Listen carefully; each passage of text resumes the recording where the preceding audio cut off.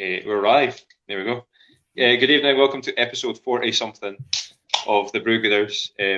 I've lost count of our episode numbers since we went into lockdown, I'm afraid. Me too.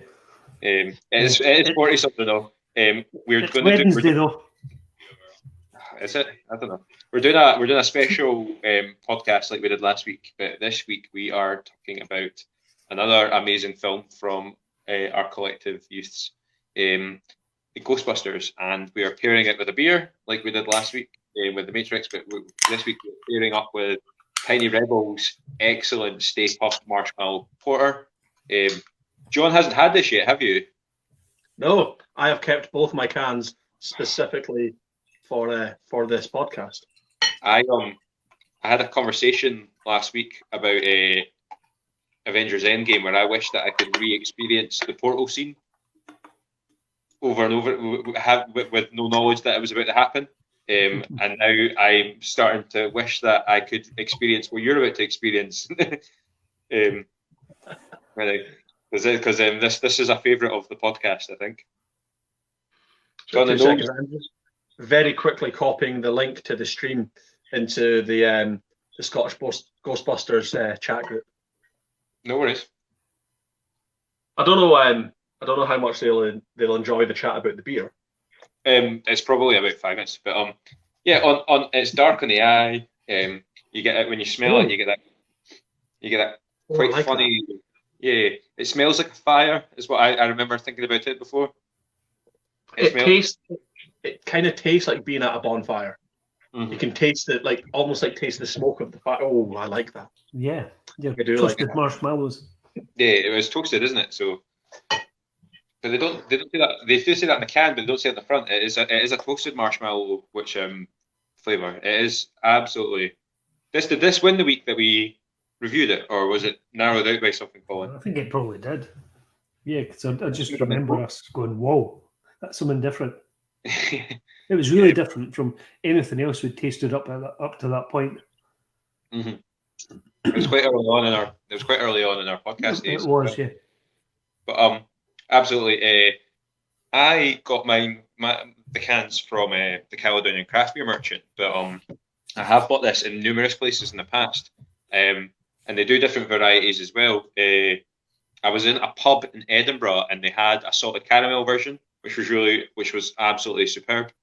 And they have an imperial version of this, which has the Stay Puft Marshmallow Man on the front wearing a Star Wars-esque mask, which is about 11. I think it's 11%ish. So, yeah, I think it is. It's probably one of Tiny Rebel's most popular beers, and it's for obvious reasons. You should totally check this out. Before the last time I bought this in a shop that wasn't the Caledonian Craft Beer Merchant, it was in that wee corner shop in Crossgates that I was telling you about, Colin. Yeah. And that was quite amazing. So it is getting about. As I say, I've been in pubs where it's been on tap. So it's a personal favourite of my friend Craig as well, because he was trying out dark beers on a night out recently, and I was like, "Oh, gets it." And I saw Stay Puft on the font. I was like, "Get that? That's amazing!" And he now swears by it. So, it's a really awesome beer. And it shares its namesake with one of the antagonists, sort of one of the best movies ever made, which is did you say 1984, Colin? Mm-hmm. Yep. Yeah. So the 1984 classic. I wasn't sure it was 84 or 85. I know there was a lot of issues at the time with when it was possibly going to come out and things like that. But yeah, 1984's 80s movie classic, The Ghostbusters. I don't know where to begin with this, apart from to introduce our guest, who's sitting right between me and Colin. This is John. Oh, I looked the wrong way there. I totally ruined that. Sorry. Doesn't help that it's mirror image. Now, Colin knew John before me in some weird roundabout way. I met John in a total random way, and then I mentioned how I knew John to Colin, and Colin was like, "Oh, I did the logo for one of the guys who just so happens to have the same initials as his logo," which was quite cool. So I don't know. don't know if we're allowed to say what we're doing. I don't know if you're keeping your identity secret or that. Oh no, my identity is not secret at all. I don't know mine is either. I walked out of my flat one day and got to the top of my hill, and there's this couple sort of stop, and I've got my wee bag on me because I'm walking to wherever I'm going to do my my walk in my dinosaur outfit, and this woman just looks at me, and as I'm about to walk the other way, she went, "Sorry, are you John?" And I was like, "Uh-huh." She's like, "Jurassic Inverkeithing, John?" I was like, "Uh-huh." She's like, "Oh, we were chatting on the page. Oh, I'm gutted we're going to miss you, blah, blah, blah." That was the very first walkout I ever went and did. So clearly someone had gone through that page and looked at some of the previous videos that I'd done, because I just repurposed another page that I already had. So I'd already have some likes on it. You know, why not? But yeah, that was it was what you mentioned in the group chat at some point, like the pub quiz and the Brewgooders. I was like, "Hold the bus." You know, call. My best mate. Yeah, it's bizarre how many people we kind of know. Oh, where's Jeff disappeared to? He's got a dose of the spooks as well today, I think. So just before we started recording, my TV just inexplicably turned on. Anything happened to you, John? I'll probably get attacked by some of the memorabilia around me. As long as it's not the sword, I should be safe. Okay. But I was quite devastated that happened while we hadn't been recording, because nobody is actually going to believe that suddenly all we heard was a load of white noise as your TV turned itself on. Yeah, just the TV remote is over there. I can see it, and it's just sitting on a cushion on the other seat. That was kind of bizarre. Just it came on. And there's Jeff just lost his internet connection due to ghoulish intervention. I've just had just while I was turning around there and having a look at what might attack me, I've just decided that I'm not going to be drinking this out of a glass anymore.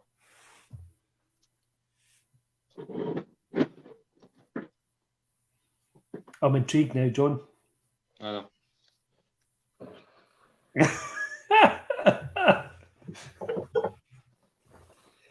Do this properly. Let's make it awesome radio. This is a total editing job for me. Like, So, John, explain what that is you're drinking it off. Yeah, what's going on? It's a Viking drinking horn. Of course. Like you have lying around your living room. I have two. That one holds about a pint, and the other one holds maybe 2.5, 3 pints. It's ridiculously large. Hold on, so how do you put it down? So this one hangs. Mm-hmm. I actually sometimes intend to wear this to Comic-Con with my kilt. So yeah, I just hang that one up. This one came with a stand. Oh, okay, cool. And I do keep intending to buy some like tankard versions of them, because putting it on a stand's quite bulky, but the tankards are about 20 quid each, and I'm just saying, yeah, I don't use it enough. But let that settle a wee bit. So yeah, I'm glad you mentioned Comic-Con. Sorry. So we'll come back to what Jurassic Inverkeithing is later on. Probably, I'll let you plug that later. But yeah, you mentioned Comic-Cons there. What is your? So obviously we brought you in here because you are a bit of a Ghostbusters super fan. Would that be the right? A little bit. Yeah. So I am a member of we're called the Scottish Ghostbusters, or Ghostbusters of Scotland, and there's sort of 3 or 4 other franchise groups within that. And when I say franchise, I do literally mean franchise, with the franchise rights alone will make us millions.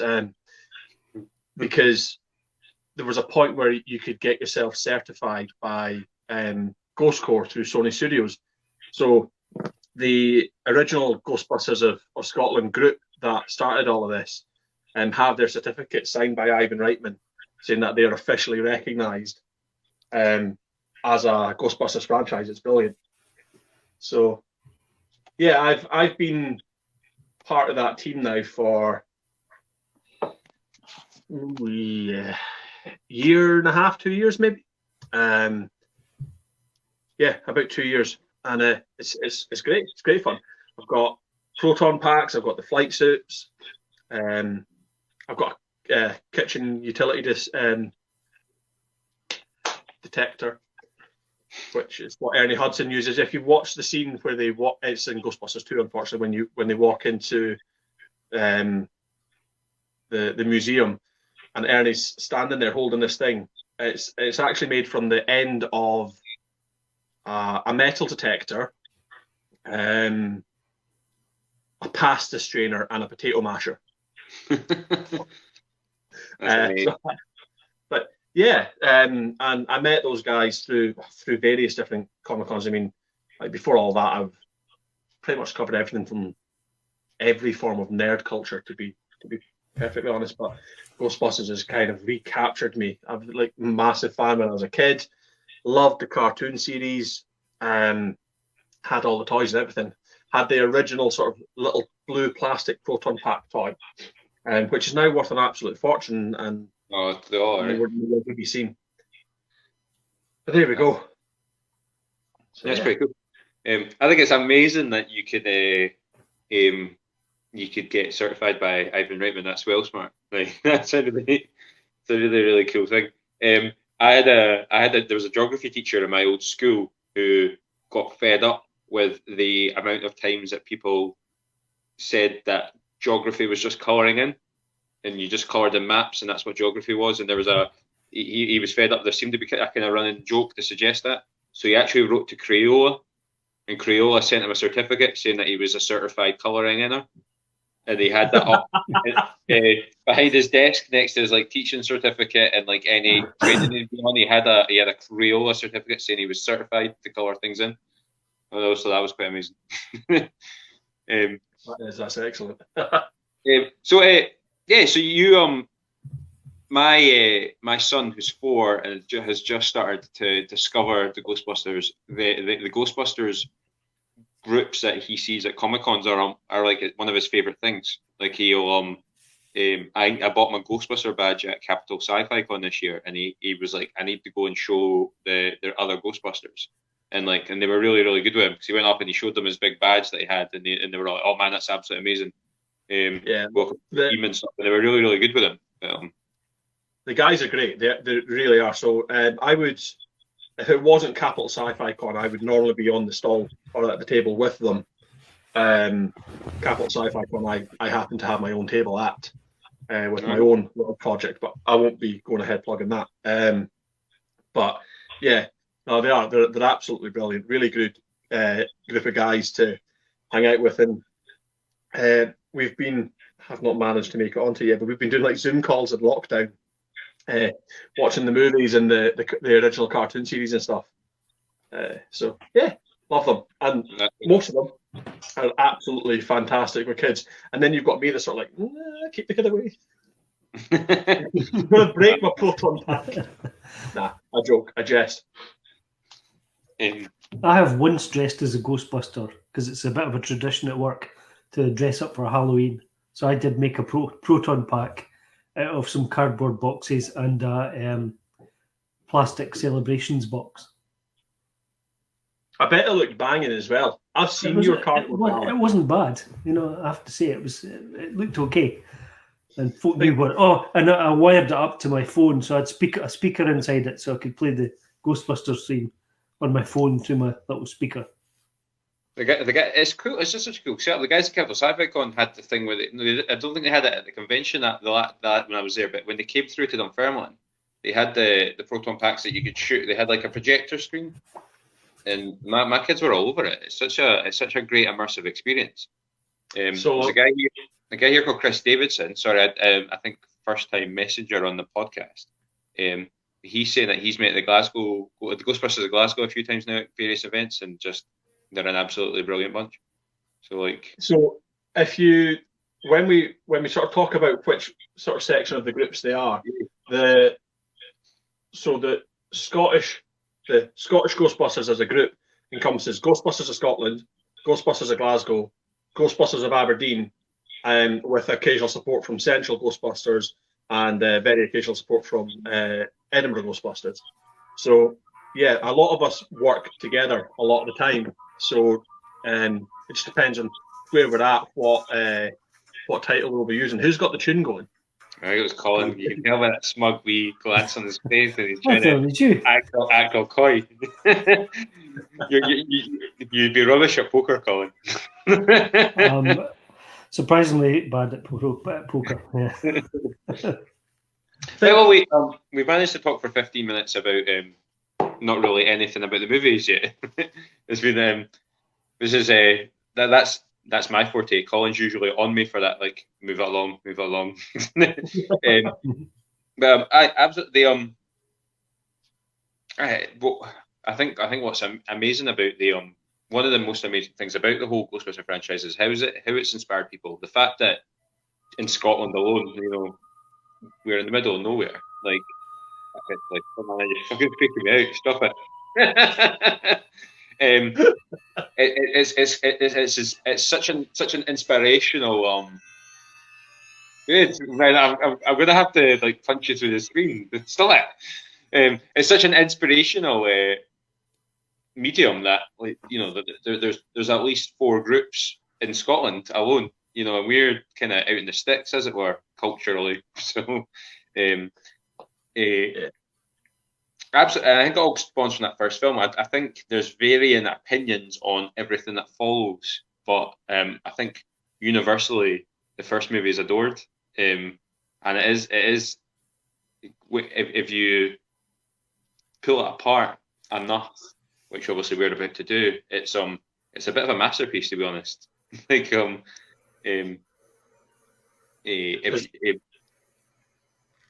ahead, John. Sorry. I was just saying there's quite a lot of us that actually find the second one to be our favourite of the entire franchise. Oh, is that right?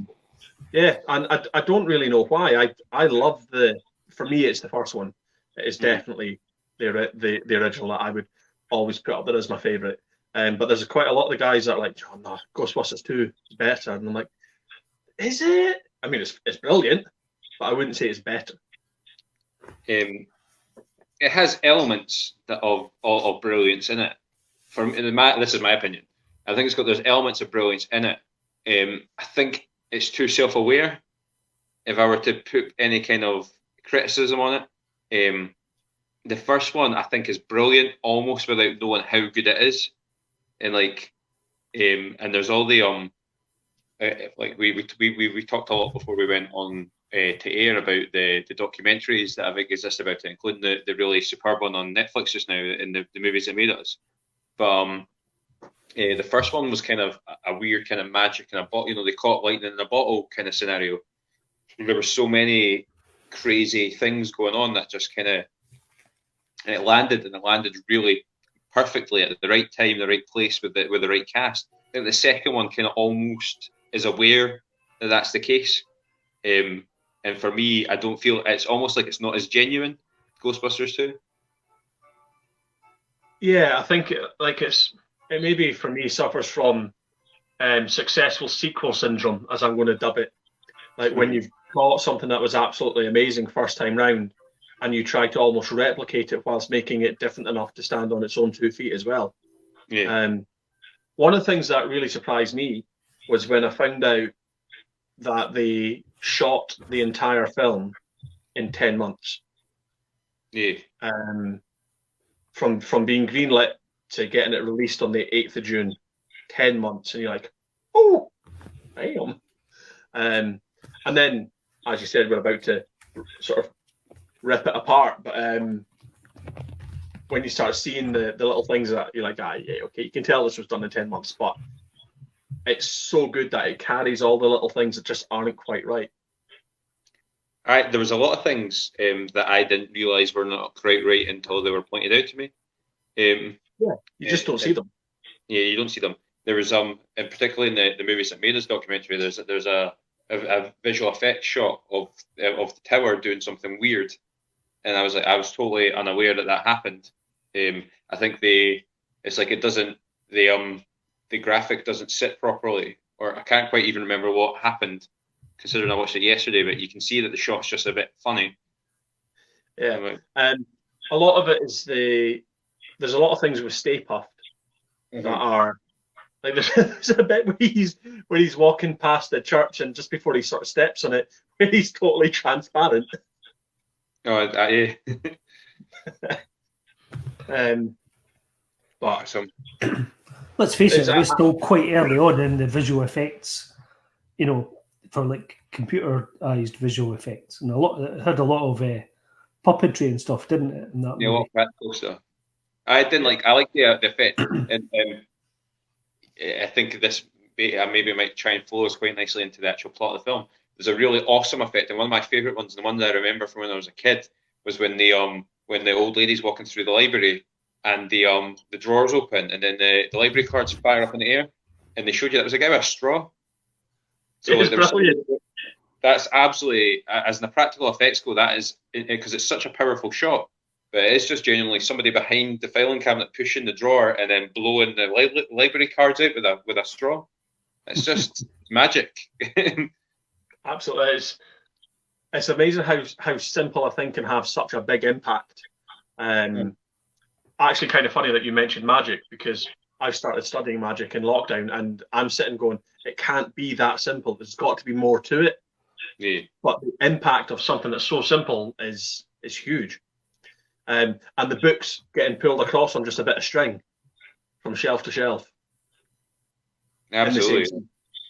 I just didn't realise, like, Colin probably knows more of this, but more about this stuff than me. Even just some of the effects of like lightning in the sky and stuff. It's literally like, I don't really know anything about like cinematography, but it was like they would take the frame out and then stick another like a what's that called? A transparent frame over the top. Yeah, like a slide photograph. Yeah. Yeah, I just sandwich them together to make. Oh, it's amazing. Very painstaking job doing it. You can imagine a frame by frame, but no, a lot of the shots where the clouds are going above the big tower. That was all done using that sort of process, and it's just amazing.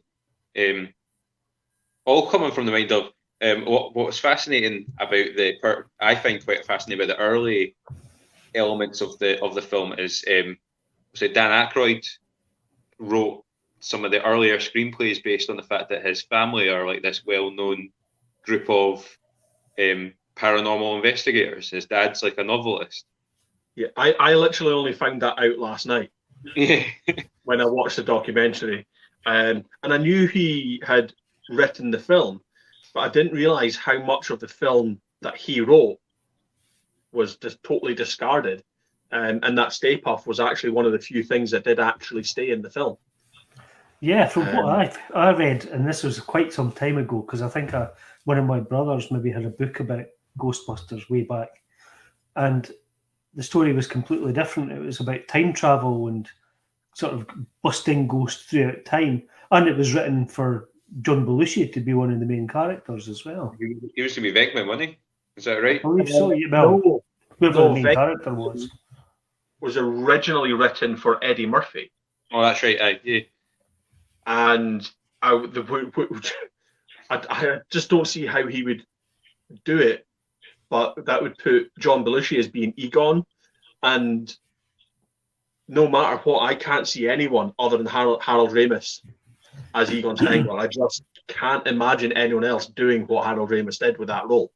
Imagine the characterizations were based a lot on the people playing them, and that comes back to the fact that when Dan Aykroyd was writing it, he was writing it for different people, because he'd just come off Blues Brothers at the time, and had always envisioned that John Belushi was going to be part of the process. So I think it'd be really interesting to see what Dan Aykroyd actually had envisioned, and then where it comes down. One of my favourite what actually came out of it, because the differences from what apparently Dan Aykroyd had to what we got is incredible in itself. One of my favourite, and I'll keep going back to it because it's a really good reference point to the movies that made us documentary talks about, is when Ivan Reitman came on board. His whole thing was he stripped it right back, and he was like, no, this should be a going into business story. He's like, and ultimately that's what people will relate to. It's a group of guys that are trying to start something new, and that is, I think that's one of the things for me. Is quite perfect. And that's one of the things. That's what I like about it as well. Is that sort of that little story before they become the Ghostbusters, of them being these inept parapsychologists in the basement of the university, which is probably very close to the truth. Yeah, and them having these kind of bits of equipment that they've kind of thrown together out of pots and pans and whatever it was, spaghetti strainers. totally. And then the very realistic thing of, hey, your funding's being pulled. Oh shit, what are we going to do now? Yeah. There was...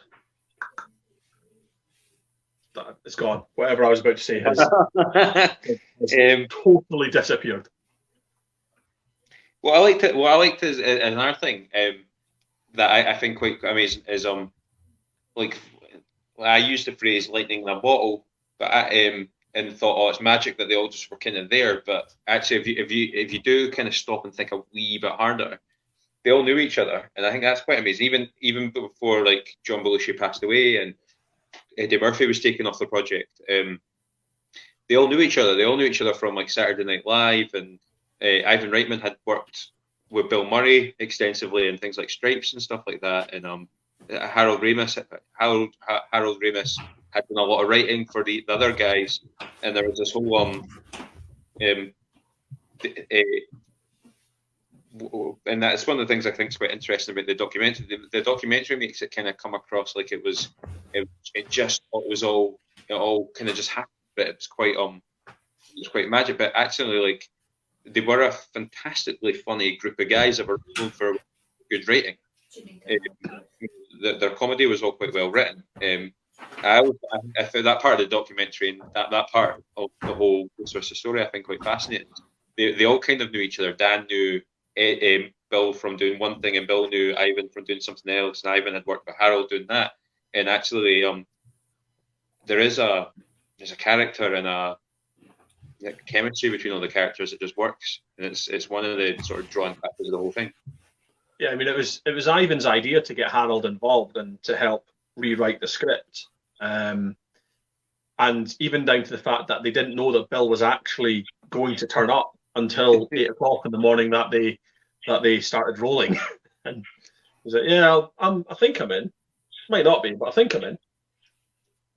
I'm wondering if the Eddie Murphy thing had anything to do with the money side of it, because it wasn't long before I was looking at what movies were out around that time, because it seemed to trigger a memory that there was lots of kind of big movies that year, and Eddie Murphy had just 6 months earlier or something had Beverly Hills Cop, which is a massive movie. I think it was probably the biggest selling movie in that year, and I wonder if maybe he was a little bit too expensive to go on this low budget.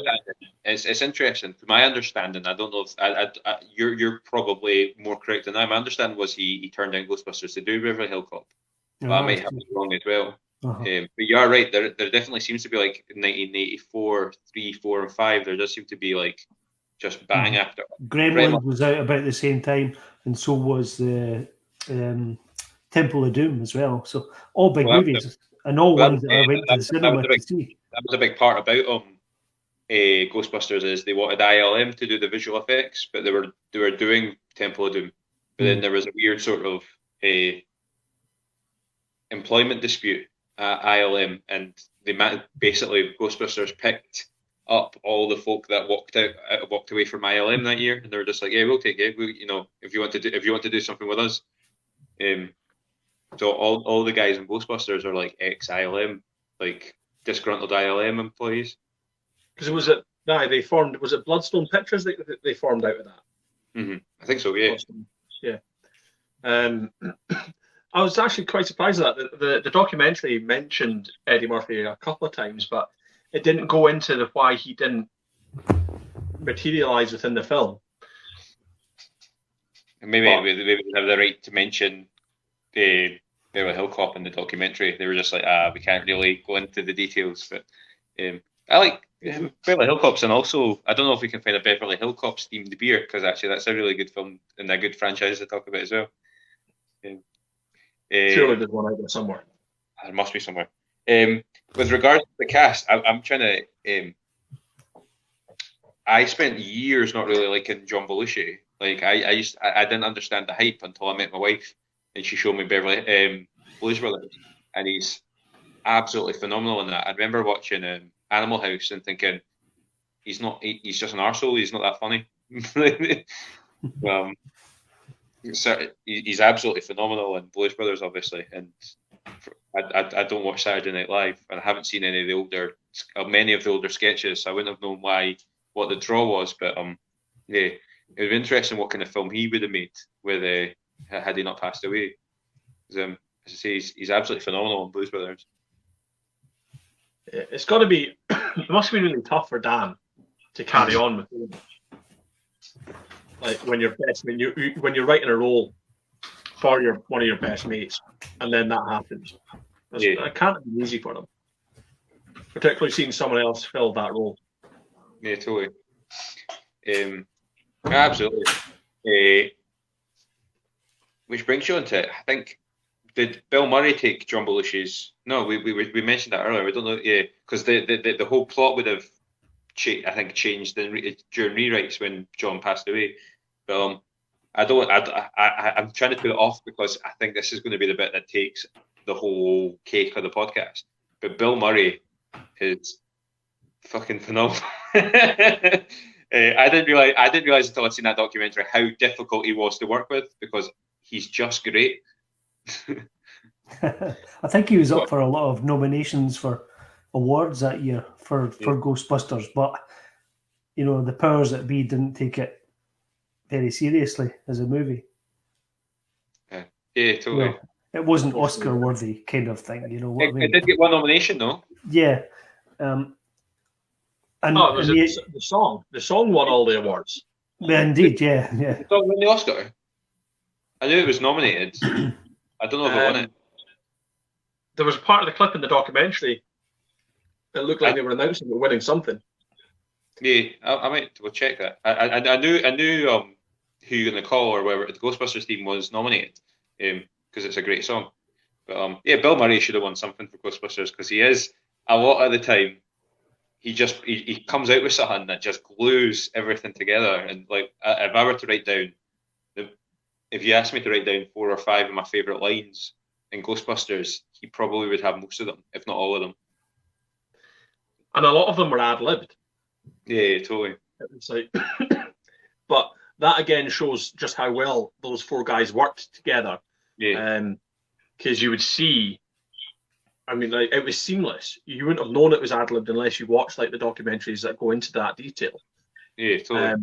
And they just, off the bat, with whatever it's been said, like that, the almost the entire scene where he calls Walter Peck dickless in front of the mayor, that is pretty much all ad-libbed. Just have a bit of a Barney. It's true. This man has no dick. Yeah, that is a good joke. I don't know if it's a joke that stands the test of time, but it is a phenomenal joke. my favorite line in the whole film is Bill Murray's, and it's probably a line that does get forgotten quite a lot, or doesn't. I don't see it getting mentioned in documentaries. But there's a bit just when they're in the hotel in their first job, when the old lady comes out, the maid comes out and they blast her with the proton packs by accident, and they're all like, sorry, and then she walks away, and then they're like, I think it's Ray that says, "Oh, we should split up," and then Bill Murray just fires out. He's like, "Yeah, that's a good idea. We'll do more damage that way." It's like, that's my favourite line in the whole film. It's so deadpan, and nobody reacts to the line. They just split up anyway.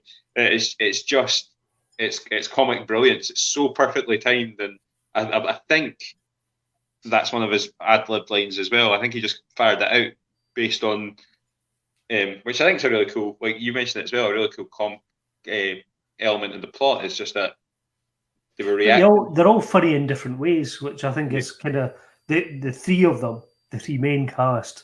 They're so different, Egon's the sort of serious, soulless science guy, and the others kind of slightly take the piss out of him a bit. And the things that he says that are funny, are only funny because he's taken them so seriously. Yeah. And then Ray is the jokey, kind of excitable. Oh, let's do this. Guy. Who's got to try. Yeah, absolutely. And then you've got Venkman, who is the smart kid who's got the wisecracks and thinks he's God's gift to women. I like the idea that Venkman's a bit of a skeptic as well. Like he for a lot, I get the impression. I don't know if this is maybe Bill Murray playing it. I can't think of any direct lines to suggest it. But like he doesn't quite believe what's going on, and then when things start to go a bit weird, he goes with it rather than. But he's just like, I always feel like Venkman's just kind of along for the ride, and despite the fact that what's going on around him is really fantastical, he still sees that bottom line of profit and money and women. And I think I find that really endearing and really, really funny. In that, like, all this training. As somebody who worked at a university and used to see, these little groups of scientific types working on projects and things, it really struck me that these were real characters. Yeah. The three of them. There was always in the group there would be the person who really knew the subject really well and knew the science of it, and then there'd be the enthusiastic one who would get audiences and people kind of G'd up about it, and then you'd have the other guy who was clearly just there because he was going to make some cash out of this, and that was me. He didn't really understand it or know anything about it, and I saw that when I worked at the university, and there were all these little sort of incubators, if you like, of pseudo academics who were working on their own projects on various things, whether it was DNA research or, new types of motors or whatever. There was always these characters. So I think perhaps it made it real for a wider audience, for an audience that maybe knew something of that, not just, a story that was aimed at kids or other audiences. I imagine there was probably in the 80s a contingent of geeky university-bound folk that maybe saw this film loads of times, because it is really, there's a funny relatableness behind all that, despite the nonsense that's going on. What did you always think? I remember when I sort of became aware of Ghostbusters and me and my pals started playing it in playgrounds, I'd moved school, and so by default became Winston in my group when we were all pretending in the playground, pretending to be the Ghostbusters. I always wanted to be Venkman, but I was made Ray because I was the new boy in my peer group, and they were like, you can be Winston. I think it's really interesting about the documentary is that I even wrote it down. I felt kind of bad for him in many respects because Ernie Hudson was originally supposed to show up on page 28 of the script, but due to rewrites and final scripts, like preparations and stuff, he doesn't show up to page 65 of the final script. So Ernie Hudson would have had a significantly larger, even down to the point that that sort of iconic scene where Slimer slimes Venkman, that should have been. It was meant to be Winston, yeah.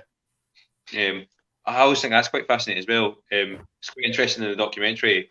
Ernie talks about it for a wee while and says that he actually went to Harold Ramis about it, and Harold was like, because he almost felt like it was being, that it was a personal attack on his acting ability, and there seems to be just this general. I think when Ernie Hudson's talking about it on the documentary, he just turns around and says, "I just had to kind of accept that that's how business worked." I always kind of feel like, even in Ghostbusters 2 to an extent, Ernie Hudson gets a wee bit of he gets a short straw a lot of the time.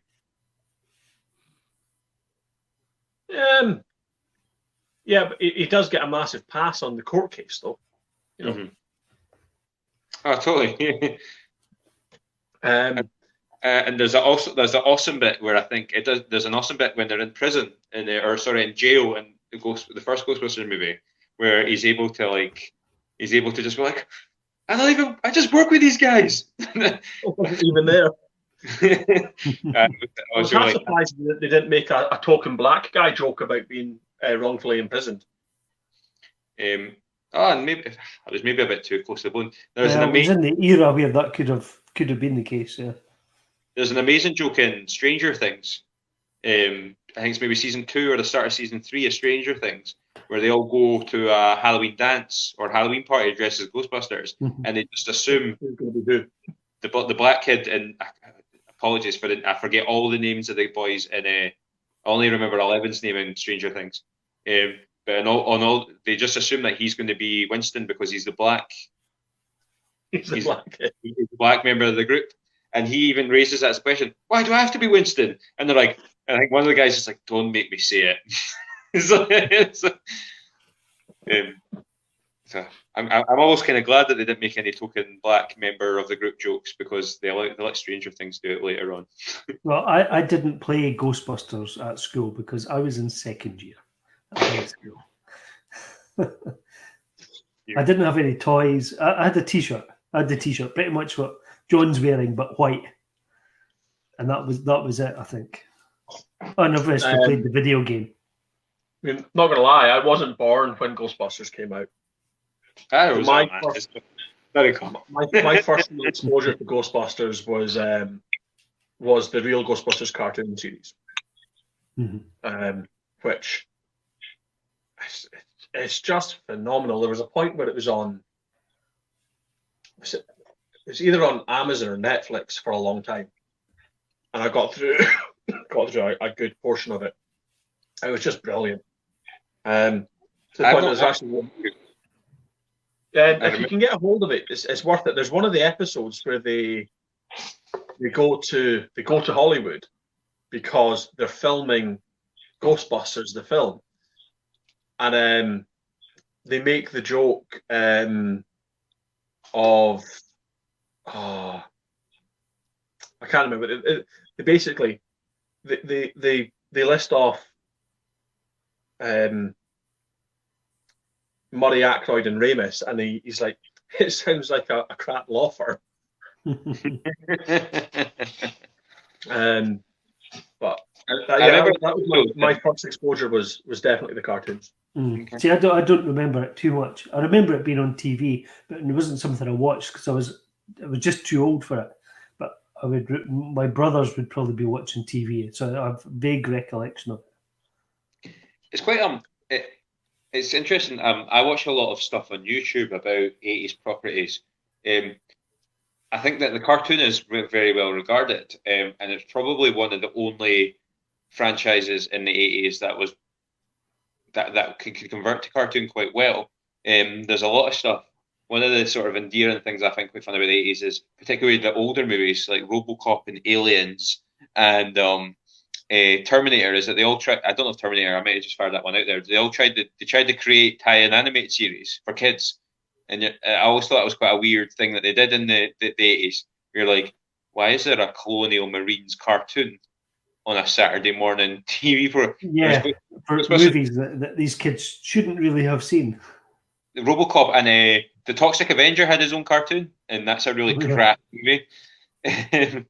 But one of the things I remember about the Ghostbusters cartoon, and John will be able to help me out with this, because this is like maybe pulling back into like being 5 years old. There was a plot where they ended up in like a realm or a world of like lost things, and it was basically where your stuff went when you lost them. Did I make that up, or is that a plot? No, I'm pretty sure you're bang on, and if it's the episode I'm thinking of, it's one of the episodes that the boogeyman was like the main villain in it. I think. Can't remember it exactly though. Miss Michael Phelps. If we brought on like Kieran or Arthur, who better be watching now that I'm name dropping them. If we brought on either of them, they'd be like, "Oh, it's this episode, it's that episode." Look, I'll get it for you up on YouTube right now. We can watch it. Yeah, someone could send a link to that episode. That'd be amazing. Michael Phelps watching, and he said that he remembers the cartoon as his first experience of the franchise. So I wonder if that's for quite a lot of people. It'd be interesting. It's just me that remembers it coming out. I'm just saying that my generation, where the second film was in living memory before the first one, I sort of remember the cartoon being out, but being sort of too young to still see the film. But then when I saw the film, I loved it. I had Ghostbusters 2 on VHS because I got a really cheap deal in our price at the time when it was still in the Kingsgate. That's funny. What was I going to say?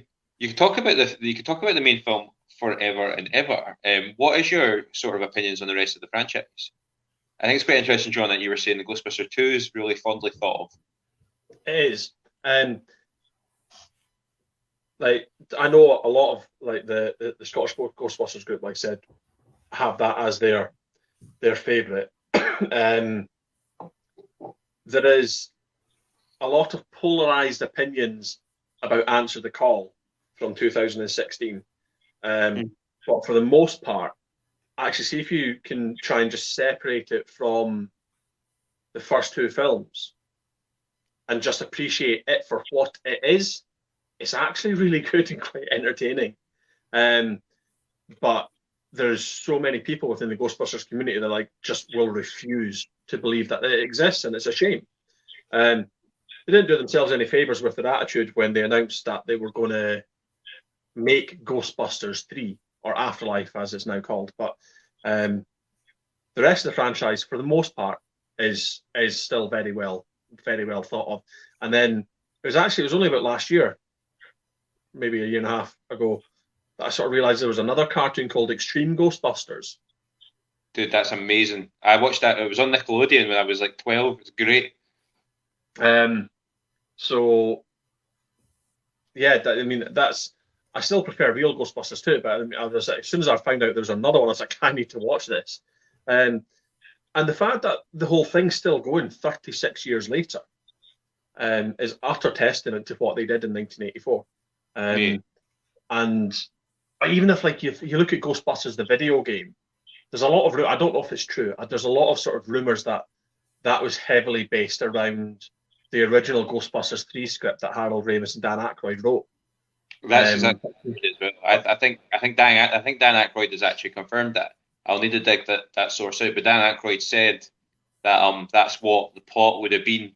It would have been a wee bit more played for laughs. They would have gone to. My understanding is Dan Aykroyd had written a script where they'd gone to like the ghost version of New York, which is what happens in the computer game. But it would have been much more kind of like played for laughs, and it would have been a sillier place. It wouldn't have been necessarily quite a scary place to visit. Whereas in the film, in the computer game, it is quite it's quite dark. It's quite dark and realistic. But I actually I had an Xbox One and I got rid of it because I stopped gaming, and then they remastered the game. I was like, damn it, I'm gonna have to buy an Xbox again. I played it for 360 and thought it was really excellent. Actually, it was brilliant. I think it was Wii that I played it on because you could kind of use your proton. That's the experience there. Awesome. I really. I'm only bringing it back up because Michael Phelps messaging us saying there was definitely some creepy imagery in Extreme Ghostbusters. I remember I've been young remembering Extreme Ghostbusters the cartoon being quite dark. I also, if I remember correctly, they'd done it in a way that made it almost like it was canon. Like the Ghostbusters that had the original lineup of the Ghostbusters had kind of retired, and these were the guys that were taking it up. I might have remembered. That's exactly what they did. There's a 2-part episode called Passing the Torch, I think, that happens within season 1, where the cast from the real Ghostbusters series come into it, and they're a bit got this sort of attitude like these young kids have no idea what they're doing, and actually it becomes very much a passing the torch sort of thing where they all start working together and they actually go, yeah, okay, cool. You do know what you're doing. But by this point, they've been like Ghostbusters for about a year or something. Yeah, that's cool. What do you think of Afterlife? Are you looking forward to Afterlife? I know it's been put back. It was supposed to be out like a couple months ago. Yeah, like the trailer for it had me going, oh yeah, this is going to be good.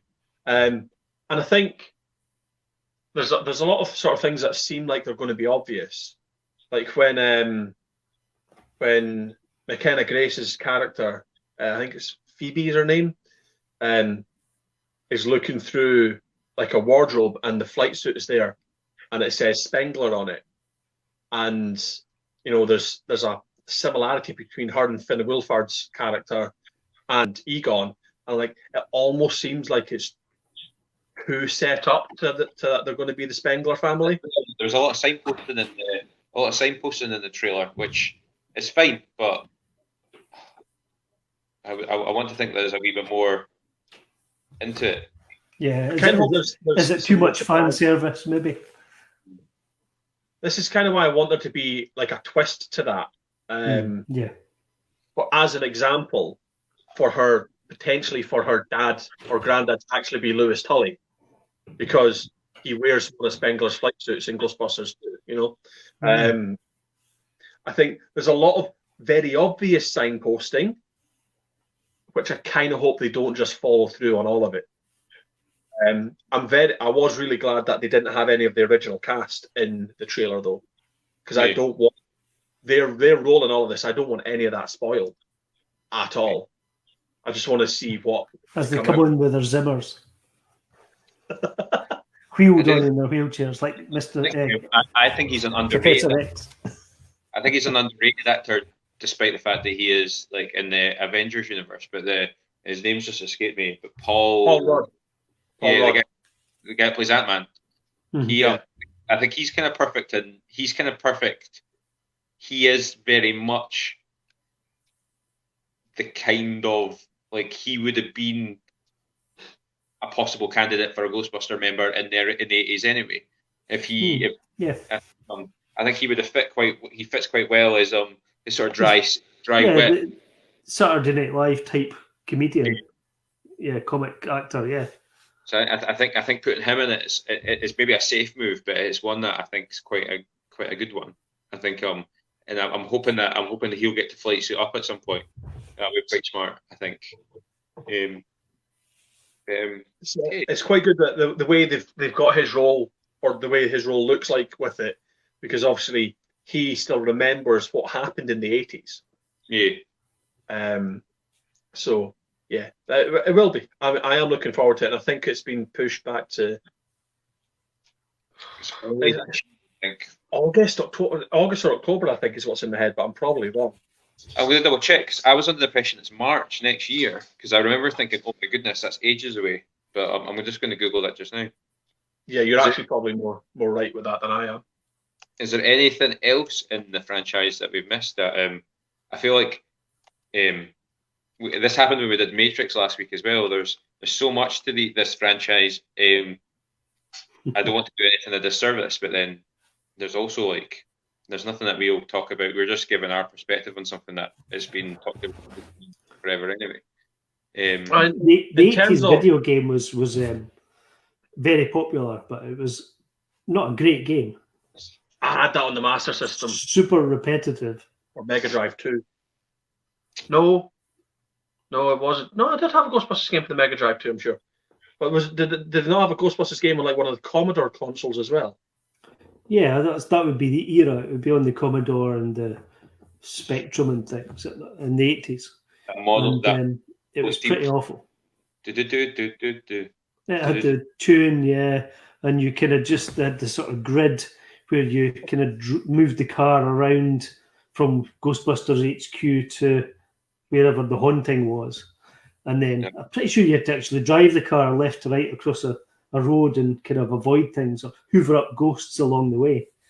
And then the final bit was where you had to catch the ghost, and you had your streams, a guy at one side of the, Ghostbuster at one side, Ghostbuster at the other, and you had to lay the trap, and then use your stream to kind of guide the ghost above the trap and then set the trap off. And if you didn't catch them, then you got slimed and you'd go back and do it again.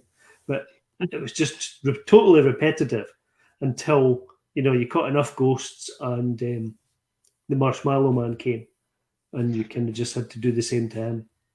It was pretty dull. I think I completed it several times. Afterlife comes out on the 5th of March next year. It'd been moved back to 2021. Have you got the Ghostbusters game for the mobile? It came out maybe a year after Pokemon Go, but it's very similar. I got it. It's called like Ghostbusters World or something. Sonny plays it a lot. It's not very good, but it's quite cool when you can use the augmented reality to make ghosts appear in your living room, and then you can guide. It just sounds very much like it's basically Pokemon Go but with ghosts, and instead of Pokeballs you fire out traps and stuff. There's a mobile game based on Playmobil as well, Playmobil Ghostbusters, and the opening bit to it is basically a 3-minute Playmobil version of the first film, and it's very cringe, but it's actually quite a fun wee game to play just to kill some time. Yeah. I know Playmobil do the Lego thing. Do the Ghostbusters thing. Because I know Lego. If you play any of the Lego games, they do like sort of shortened versions of the movies as part of cutscenes and stuff like that. I would have thought Playmobil would have done a good job with that. I think Playmobil is quite underrated. It's one of my favourite Lego sets. Actually, is the Ghostbusters Firehouse, which sits proudly on one of my coffee. Well, I say one of my coffee tables, my coffee table, as if I've got more than one. It's not a coffee table; it's a Lego display table with my 1989 Batmobile on it as well. This is the best part, Will. I'm just firing through my notes. I did this last week, probably to not very good. Am I allowed to do a little shameless plug? If you do as many shameless plugs as you want before we finish up. So you were talking about is there anything else within the franchise that we haven't spoken about? One of the things that we're doing as the Ghostbusters group, and unfortunately we've just had to postpone it, but we are arranging Ectocon. Get that into the shot. So it was originally scheduled for June the 20th at the Glasgow Trades Hall, which we have chosen pretty much because it is absolutely, when you walk into it, if you've never been, you walk into Glasgow Trades Hall, it's like walking into about 5 different scenes from the Ghostbusters movies. You've got rooms that could be... Is the one in Kelvin, is it the Kelvin Hall Trades Hall, is that right? No. It's City Centre, can't remember the street. Yeah. But it's very ornate building, more inside than out. Yeah. Yes. It's you walk in and there's like you stand a sort of fancy building entrance. But there's rooms that are like you could replicate the court scene, you could replicate the Cedric Hotel quite easily in there. It's brilliant. It's got that absolute Ghostbusters sort of feel to it, which is why we chose it. And we've got guests from like across all different mediums of Ghostbusters franchise. That's what we've missed. We've missed the bloody Ghostbusters comics. Yeah. How could we miss the comics? We're comic nerds.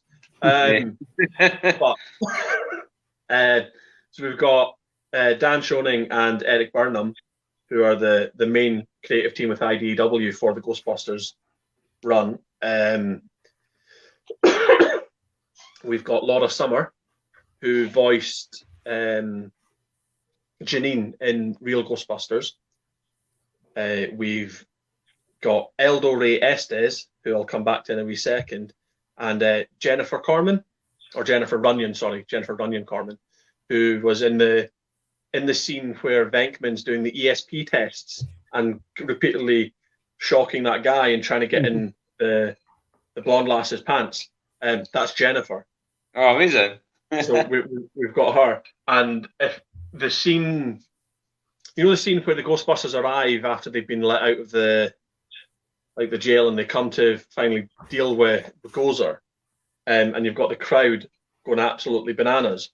There's one particular extra who is, he's screaming himself. That's the only words I can use. He is just so ridiculously overexcited, and he's jumping around, and he's got this sort of floppy red hair, and he stands out like a sore thumb. But that's Eldo. He's now a makeup artist in Hollywood. So he's coming over though, because they spent obviously quite a bit of time on set filming those scenes.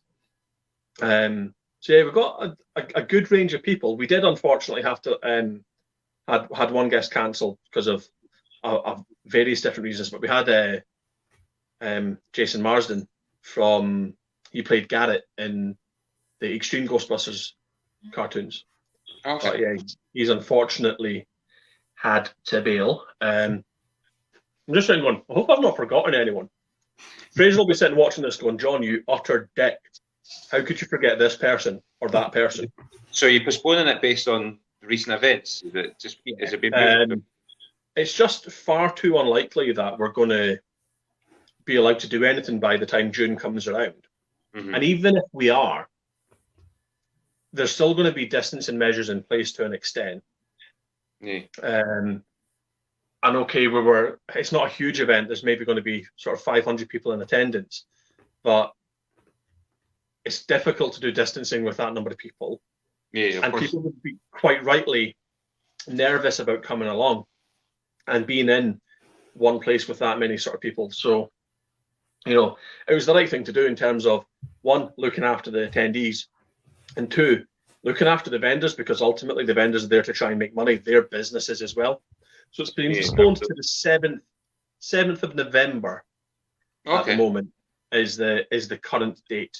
And hopefully that doesn't change. I'm just quickly checking.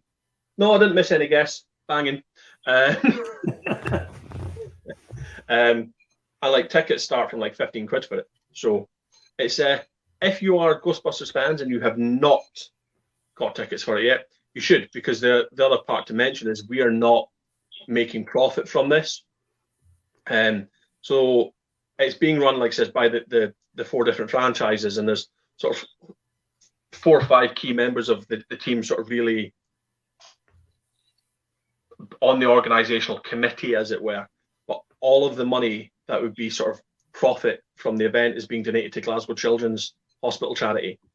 So hee-haw money coming to us. The guests are waiving a lot of fees and guarantees. They're taking lower price flights so that we can get as much money going to the charity as is physically possible. So that's incredible, man. That's my little plug. Great stuff. Awesome. Tech Fraser, you're welcome. I think we'll just finish it off there then, guys. That's been really, really good. If you feel like we haven't caught, is that right? Yeah, will we stop there? I'm very much aware that above John's head there's an hour and 3 minutes. So it is. I'm happy either way. I think we've covered quite a lot, and I've ran out of beer. So I'm going to go and get another one as well.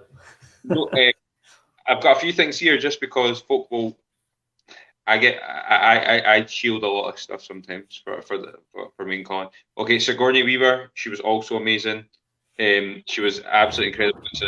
Moranis, it's really, really good. I'm not a mad fan of Rick Moranis until I'd seen him and other stuff. I found him quite annoying in Ghostbusters, actually.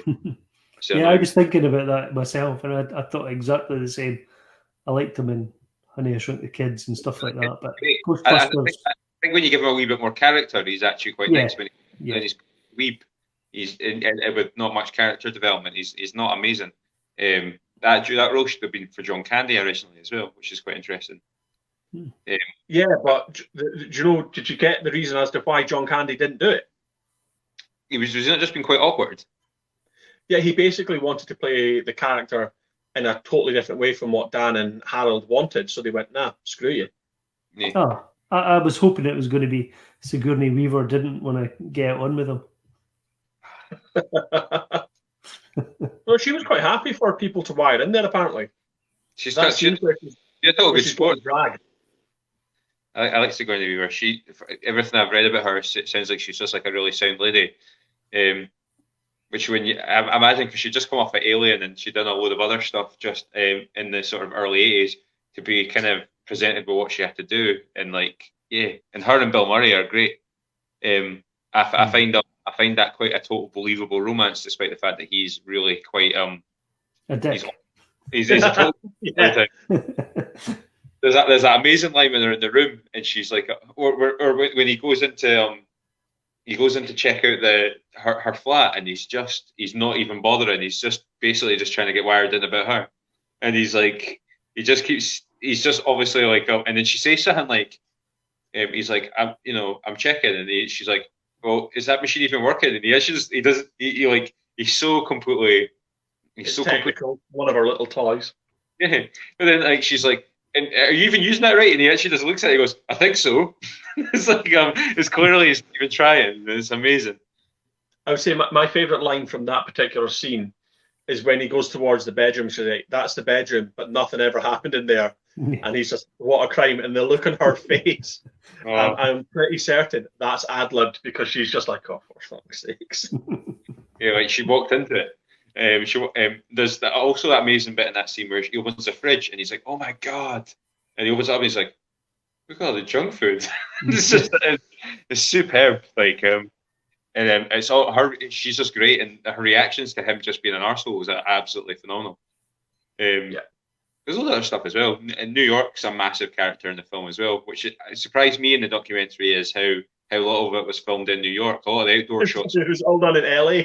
Yeah, all the outdoor shots were like anything like the fire station, for example. Any outdoor, when they're standing outside the fire station, that was New York, but everything inside was somewhere else. Like LA, you said, yeah. Yeah, it's just superb. I'm going to absolutely steal the tagline from the end of that documentary, because you should just check it out, because we probably talked about that as much as the film.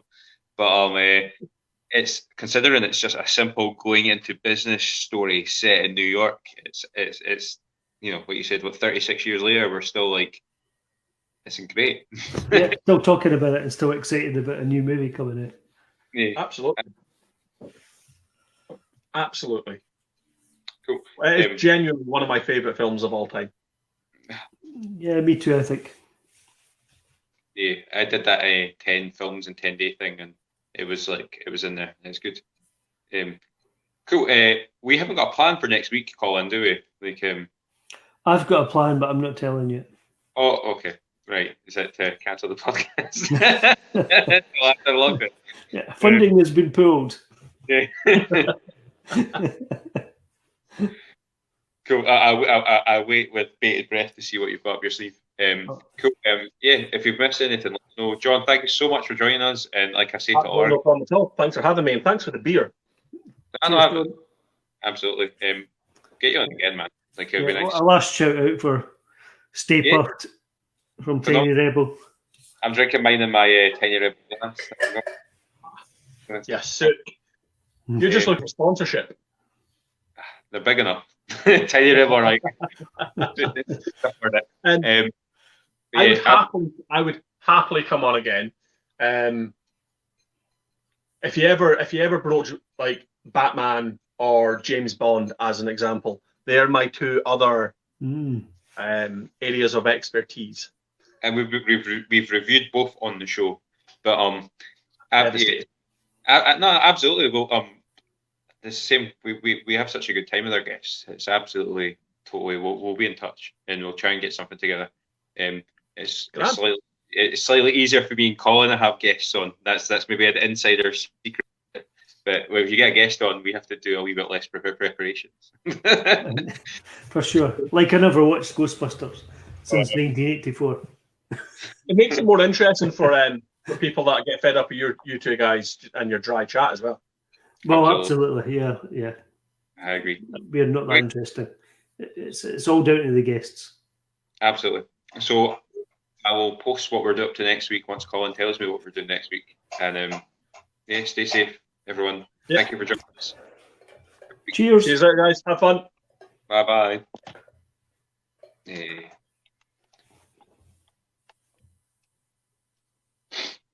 should wait till I've done that button before I pick my nose. I had an idea for a movie, but I've forgotten what it was now. But if I can get a beer that